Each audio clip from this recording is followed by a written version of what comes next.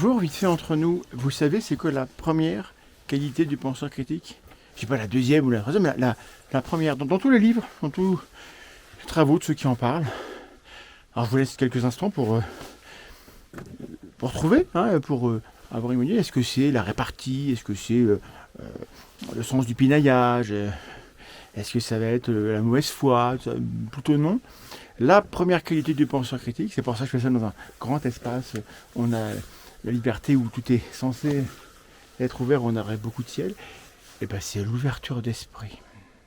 Alors ça, il faut quand même être un peu d'accord, parce que l'ouverture d'esprit, ça ne veut pas dire croire tout ce qu'on entend. Ça ne veut pas dire être d'accord avec tout le monde.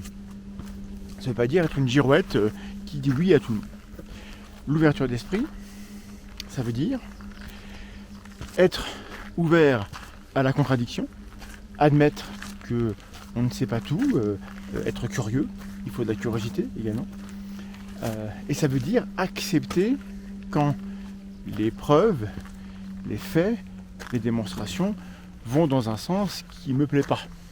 C'est-à-dire qu'il y a beaucoup de gens qui sont sceptiques, enfin beaucoup, en tout cas certains, qui sont sceptiques, qui sont même des éthiciens, et qui adhèrent à un grand nombre de choses, mais qui ont commencé par croire ce que disait la science, ont commencé par être d'accord, en fait, par défaut, avec toutes ces positions.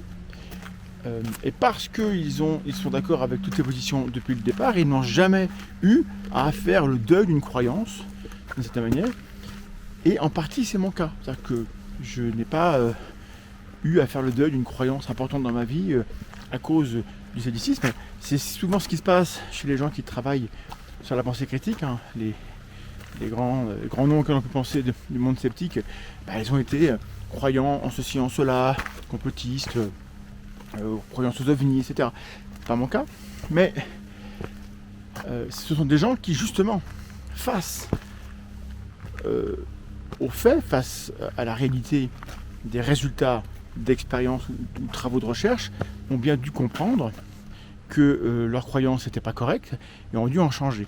Donc la première qualité du penseur critique, c'est pas d'être d'accord avec tout le monde, mais c'est d'être d'accord avec les faits. Et d'être curieux.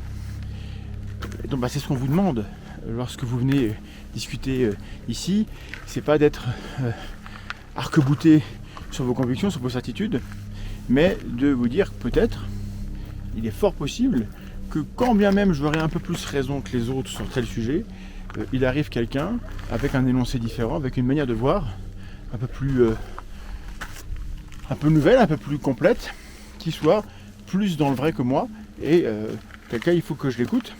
Et donc être un penseur critique, c'est être libre, s'accorder des degrés de liberté, avoir de l'espace pour changer la vie.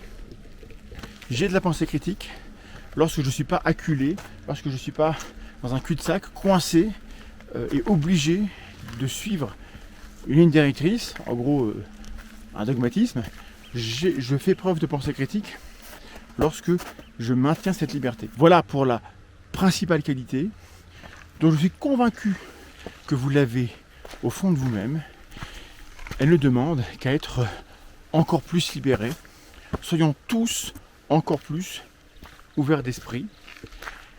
Et ça veut dire évidemment, ouvert d'esprit, qu'il y a un certain nombre d'idées, de propositions et de projets collectifs, sociaux, politiques, qui ne sont pas cohérents avec cette démarche-là.